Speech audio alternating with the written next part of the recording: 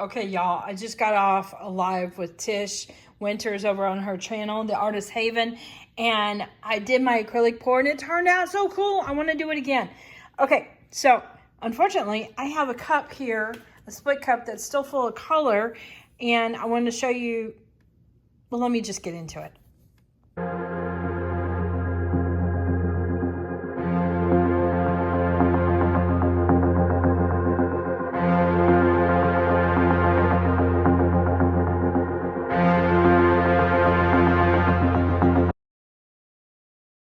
All right, there's the piece I did. I know I'm doing a lot of dragons. Haha, it's very, very wet. I almost don't want to pull it out and get it messed up. But I'm gonna work on another one right now since I pulled it off successfully. It was controlled, meaning I had a definite plan and it worked really well. So, okay. In my split cup, I still got the same colors. I did add, let's see if I can get it to focus. I did add a little bit more gold and white into this one. And I add a little bit of brown in that. Did I add any of the dark? I did not. Okay. And I will tell you the colors in just a moment. I'm going to add a little bit more dark in there. Not too much. Okay. So what I kind of want to do is like, think of it as like two sides. Like you got belly color and then top colors. And granted, it's not coming out real clean as far as front and back, but it gives the impression of. So it's kind of like impressionistic painting in a way, if you want to call it that. You definitely look at it and you're like, oh, I know what that is. Okay. So, all right, here's the colors. I've got Amsterdam white. And my base is the mix, which is this stuff here, which is awesome. And I've been having really, really, really good luck with that. Okay, this here is a mixture of golden, dioxazine purple, and black. And then this guy here is Just Resin's glitter. It's the Midas Touch.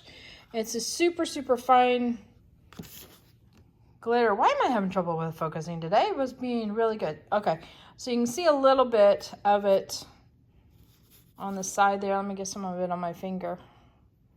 But it comes off very, very nicely.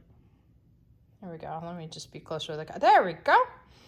And it's a super, super lightweight glitter, and it does really good in the mix. I've also got 24 karat gold by Extreme Sheen. Golden teal and a little bit of color shift aqua or aqua shift. Let's see. And then this is the brown that I added. This is golden Van Dyke brown. I already showed you that one. This is in the dark side, I've got primary elements. This is boysenberry. Love, love, love that color. Another primary elements. This is peacock feather. So really, really nice colors there. And again, I'm just trying to give the illusion of the dragon in the background. And I'll tell you a little bit about the inspiration, since I talked a little bit about it on Tish's live. I wanted to hold that back because I didn't want anybody to get that definite, it's like I'm trying to go for that look. It was like I'm being inspired by that look. So I had a little bit too much white on my canvas and I scraped it off. So I wanted to throw that on there. Okay. Let me get to covering up my canvas, and then I will talk about what I'm doing. So I know that I'm working with acrylic paint, and I keep saying I want to do this in resin. The other reason why I'm messing with this split cup is that I have one that I use for resin also. You can see how it's cured up and it's still shiny on the bottom. So I can put resin in these cups and use it in the same way that I'm doing with the acrylic pour. It may come off a little different, I'm not sure, but I think the gel effect will be nice. So that's ultimately where I want to head towards. All right, let me get this canvas covered and I'll get back to it.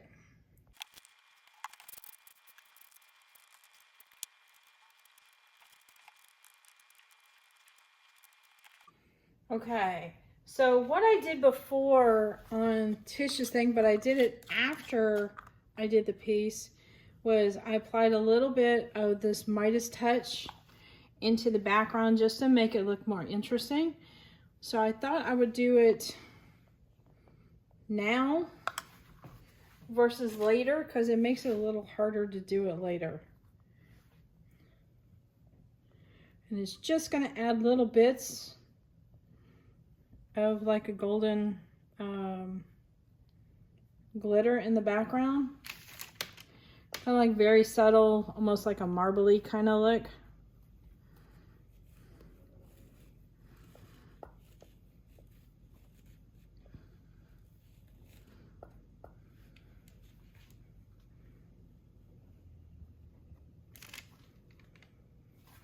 Yeah. Okay. Now for the fun part.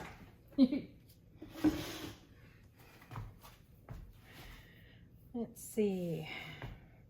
I'm going to go ahead and do my pour. Oop, you're not completely on the screen there. There we go. Let me just get you a little bit more. Try to get as much as I can to fill up the screen. So, because I like to see the whole thing, not for it to be like really small, but to be fill it up as much as possible. So, all right. Let's see, where do we want to start? Let's start here.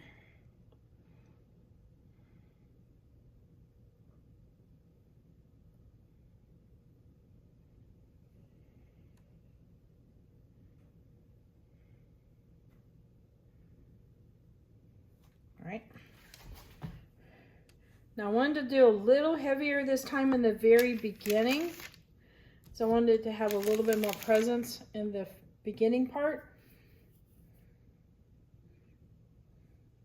Yeah, I think that'll do. Okay. Let me get the head situated.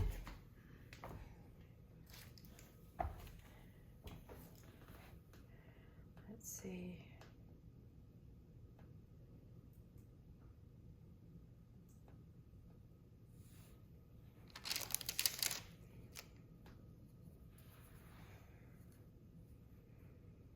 That almost worked out perfectly.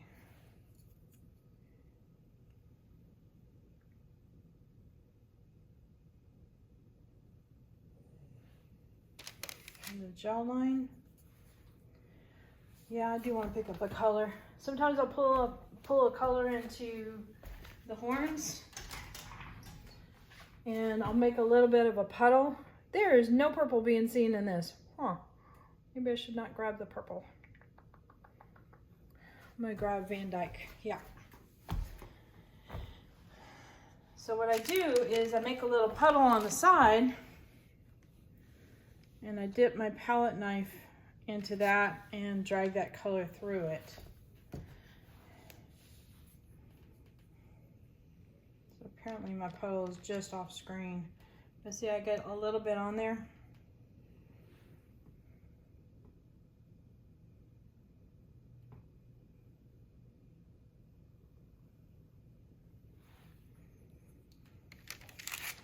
And try to wipe it off. I'm picking up some more.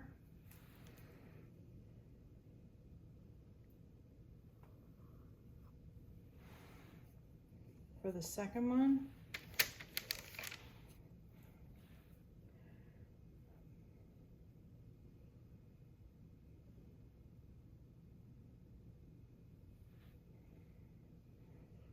I want to expand the head out just a little bit more. So I'm gonna let that dry like it is. Okay. I'm walking all around the tripod here. Try not to bump it. Let's see. Am I happy with that second horn? You know what? I'm gonna let it be for now, and I'm going to start playing with my blower, because I used a blower to fan it out a little bit, and that was kind of fun. So, do I have enough dark running through it? Yes. All right, let me get I have my blower hooked up to my laptop, which is kind of funny. So it's this little guy here, super handy. It doesn't put out as much pressure as like an airbrush would, but I think you can also regulate your airbrush too to put out less pressure. But it's just enough to feather out some of the edges so it looks a little bit more interesting, I think. And it's not coming on. Am I out of batteries? No, please don't tell me I'm out of batteries. Excuse me, I'll be right back. All right, silly me. Apparently, you have to open up your laptop in order to receive power. I went ahead and I got a plug so that I could plug it in. But I lifted up my laptop and was like, I wonder. And yep, sure enough. Okay. So all I'm going to do here is just kind of blow some sections out. Just give it a little bit of texture there.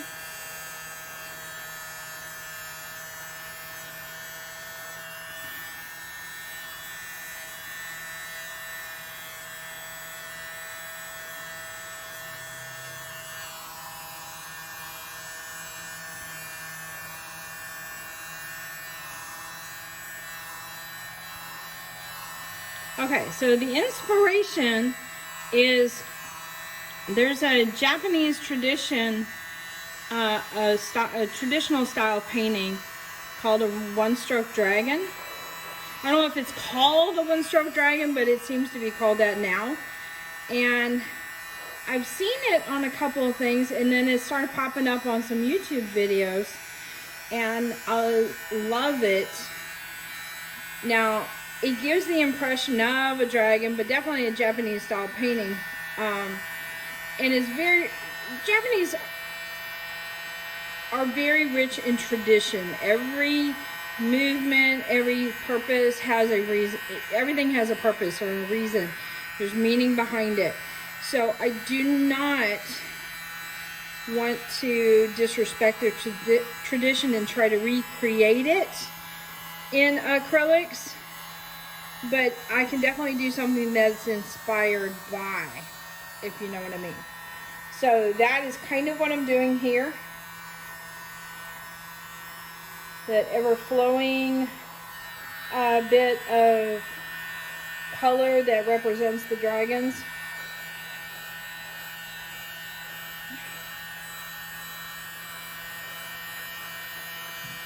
But yeah, if you ever get a chance, check it out, the one-stroke dragon. That's what I'm talking about there.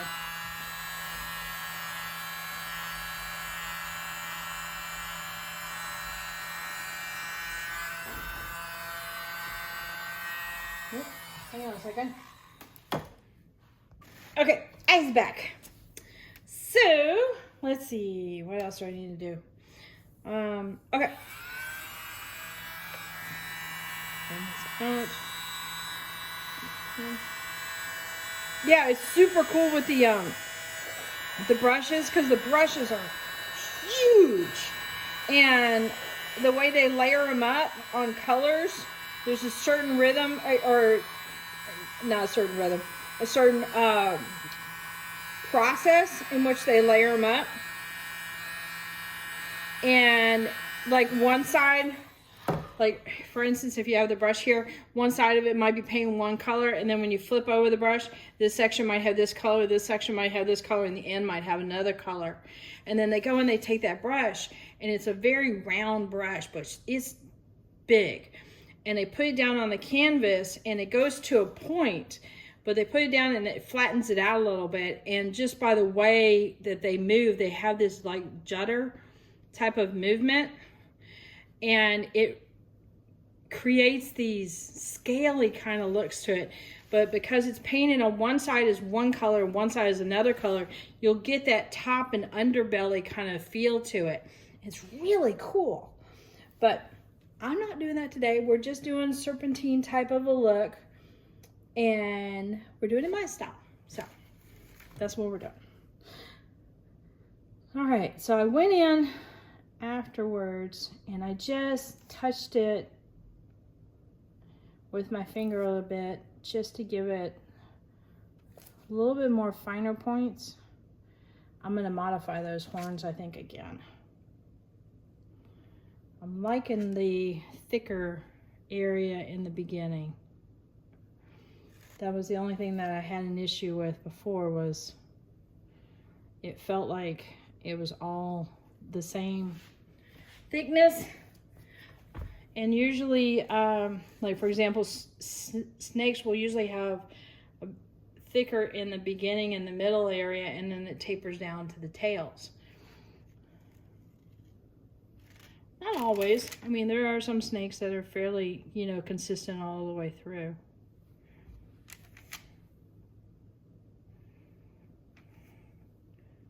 So I'm just writing the line real quickly.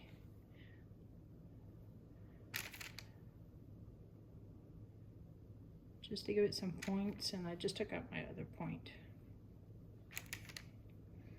And then wiping my hand off on the paper or something that I have close by. All right, I don't want it to go too straight out, and I'm kind of doing that.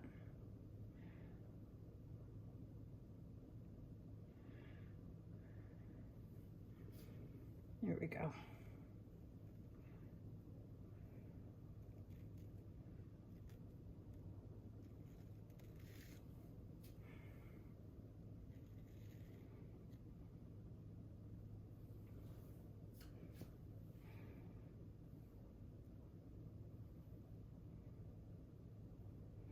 Nope, I got to quiet again because I got to concentrating.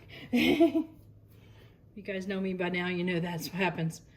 All right, so what I'm gonna do here, is this going over or under? I think it's mostly going over.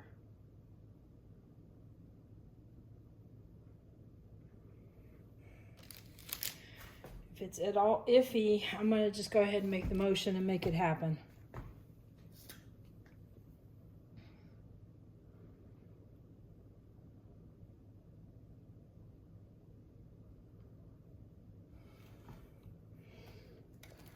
That way it'll make more sense visually wise.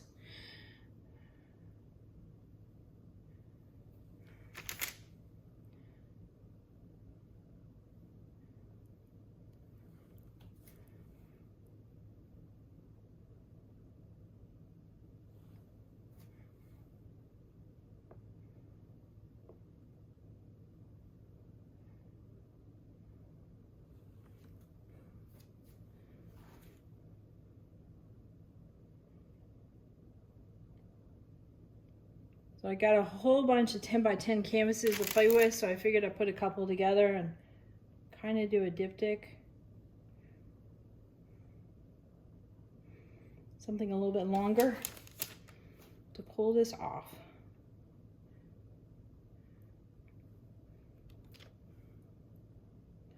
Kind of gives a sea type of dragon look to it also by doing this, especially with these colors.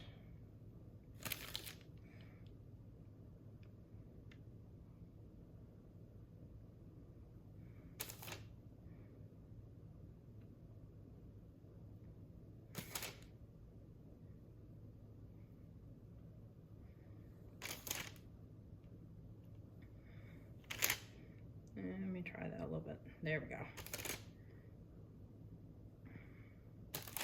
It comes straight out. It doesn't look really good. I want it to move with the body. All right.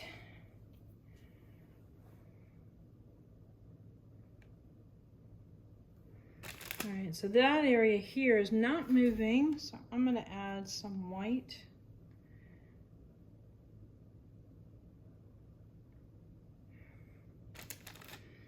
Let's see if I can pick up some color right there. We go.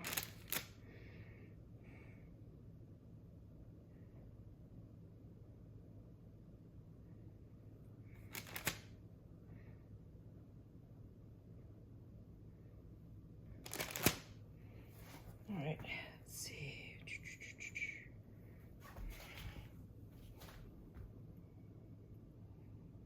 Again, this is an area there is not quite sure what's on top of what.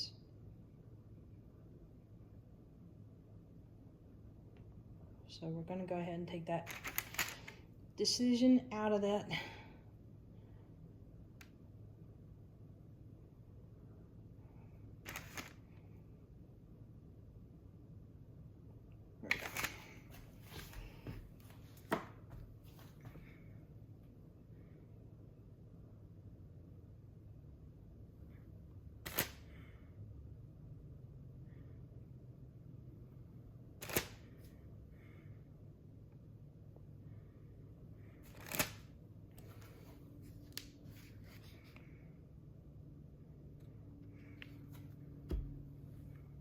All right, I'm gonna speed this process up and finish with these little points on the dragon, and I'll bring you back in.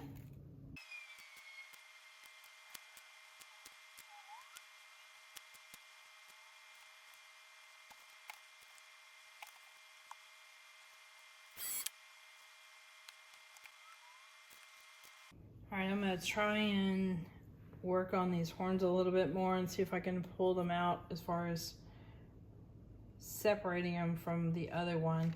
And I picked up some purple because there is some purple showing up through here, and I got a little bit of purple and a little bit of Van Dyke on here, so hopefully it won't be too much like a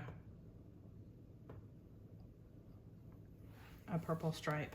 All right, I'm hitting my bottle over here.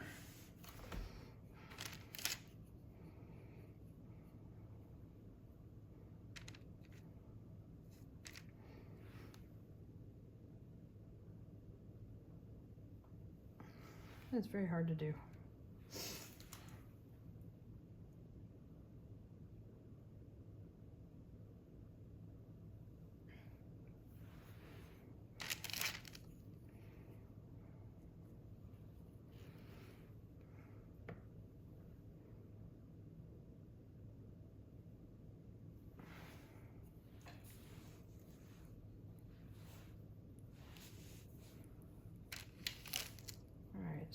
I'm gonna try and do the reverse.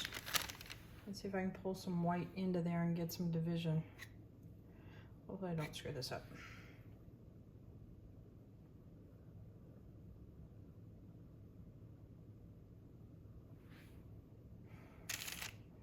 I did it.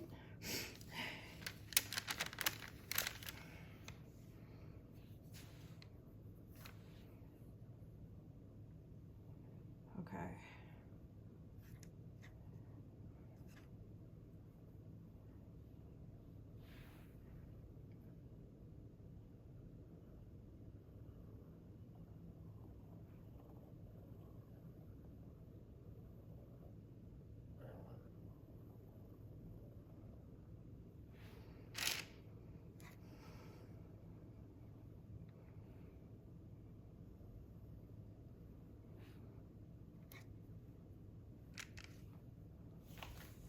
Literally walking around the tripod.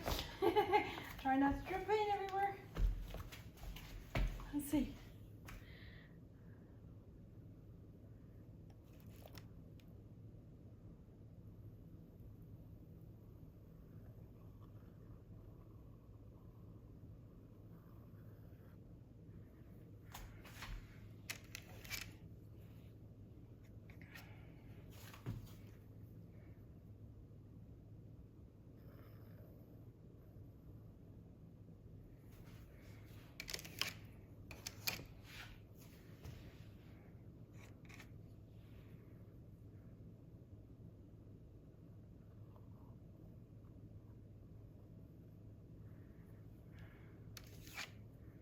All right, I noticed when I did this before, when I dragged it through, sometimes it would reveal the canvas, but the acrylic paint would come in and close that up.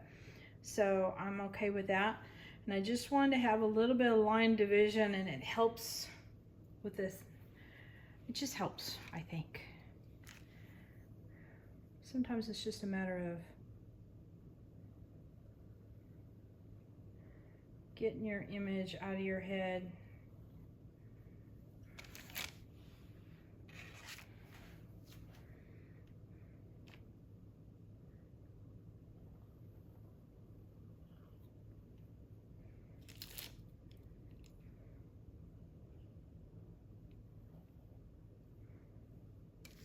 I find a lot of times when there's a blob that I don't like, just by running your finger or your tool through it again will get rid of that blob look and help blend it in a little bit more.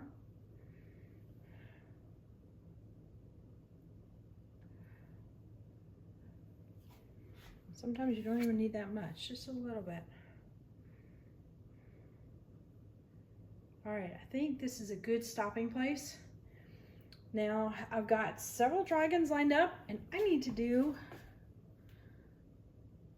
a little bit of touch-ups with, I think, some pins and stuff. I think that might be coming up real soon.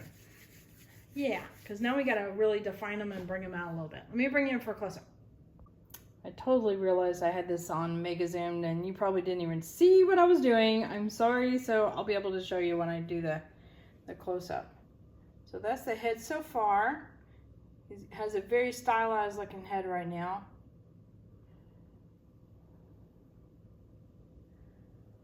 You definitely get movement going through it, and that was mainly the reason why I wanted to blow it out, is to kind of encourage that movement look. So I really like that, and running the palette knife back through it still encourage the eye to move throughout the painting. So yeah, some really cool stuff here. I'm just kind of zipping you through the flow of it, and I'll bring you in a little bit closer.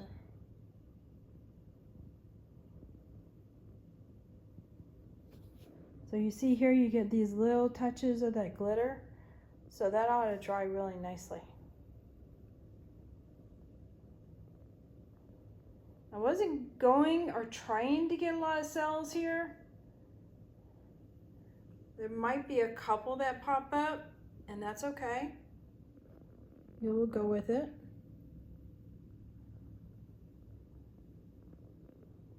Ooh, I'm excited about this. Fun.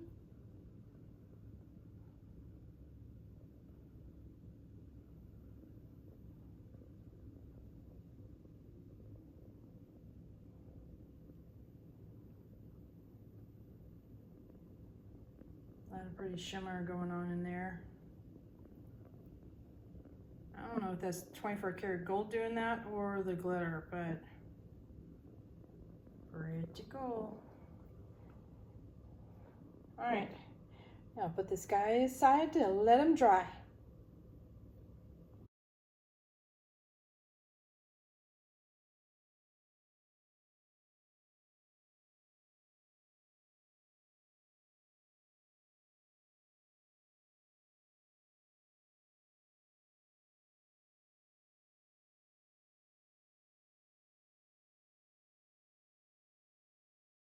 All right, hit that like button, hit the subscribe button, but definitely hit the bell to get notified next time I put a video up. And hopefully details on this little guy will be done soon. So keep your eye out for that video. And check the links in the description below for Artist Till Death, because that's where I got the Midas Touch glitter from and all my other resin colors. And there's also a coupon code. There's a Amazon store link where I've got different art supplies I use in that. So click away. I get a tiny bit of commission, but it doesn't change your price at all. So shop safely on that, as well as my Etsy store. There you go.